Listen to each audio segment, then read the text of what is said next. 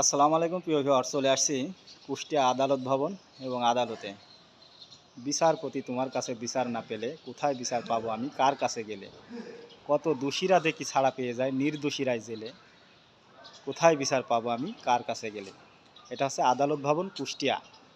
এখানে দোষীদের সাজা দেওয়া হয় আর নির্দোষীদের বেকসুর খালাই দেওয়া হয়। অনেক সময় বাদীরও প্রমাণ পেয়ে গেলে ফাঁসি হয়। এখান থেকেই আমাদের অপরাধ জীবনের বিভিন্ন রকম সাজা এবং সাজা মওকুফ কিংবা এখান থেকে জেল জরিমানার আদেশ হয়। এটা হচ্ছে কুষ্টিয়া আদালত ভবন।